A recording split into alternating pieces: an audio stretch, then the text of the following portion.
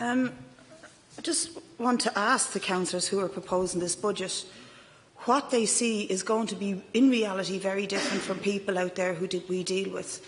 I mean, I know there's arguments about, well, the cleansing will improve, the footpaths will improve, but look at the paltry sums of money that are going to improve a crisis in cleansing, in maintenance of footpaths. And then look at when they say no services will be cut. Well, the service you get in Dublin City Council, if you're a tenant, for example, you're 12 years waiting for your windows to be replaced. 12 years, because there's no workers in the workshops, there's a huge demand on them, there's a huge pressure. So when you boast about we're not cutting services, isn't that marvellous? Because the services are pretty crap as they are. All of our water infrastructure, 2.1 billion, has been handed over to a completely discredited entity, which has seen an almost revolutionary type situation in this country in the last few weeks. And based on that, when you think back to the local elections, look around this chamber, look at the amount of brand new councillors from alternative parties, from left-wing independents, look at the rise of Sinn Féin, look at we've increased ourselves fivefold here in people before profit. What was all that about? That was about the ordinary people voicing their opposition to the agenda of property tax, of water charges, of double taxation, and the only place they could do was at the polls in the local elections.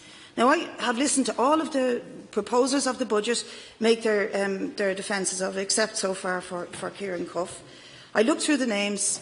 Dermot Lacey, no surprise at all. Rory McGinley, no surprise at all, former Fianna Gaeler. Kieran Cuff, no surprise at all. The Green Party, after all, were in power with Fianna Fáil. Seamus McGrattan of Sinn Féin, I'm shocked. What does Sinn Féin hope to get out of supporting a budget that is based on a contingent of the implementation of the local property tax, when for them this was supposed to be a red line issue? I am shocked. I think that you're really playing a very dangerous game, even from your own point of view, because we are facing a huge revolt over the other double taxation, which is the water charges, and we could be facing an earlier general election. This, for you guys, was a red line issue. Now you're proposing, and are proud to propose, a budget that's totally contingent on it. I think that you need to rethink this, and therefore I would ask the Sinn Féin councillors, whom I work very closely with on many campaigns, locally and nationally, to rethink this and to vote with our amendment, which says postpone the decision on this budget tonight. The amendment is being proposed by, I think, John Lyons here. It's on the basis that we don't have full clarity on the housing budget. But at least if you go along with that, rethink it, go back to the drawing board and rethink your decision on this, because I do think that this is, I don't understand why you are doing it. I think this is a step in the wrong direction for all of us, and I'm particularly appealing to you because I don't want to see this budget passed.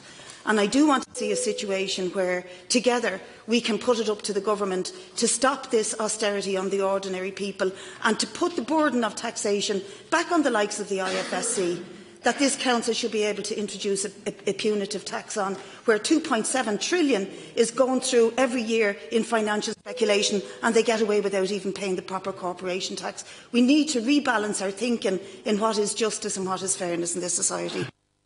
There's 13 speakers left, so Councillor John Lyons.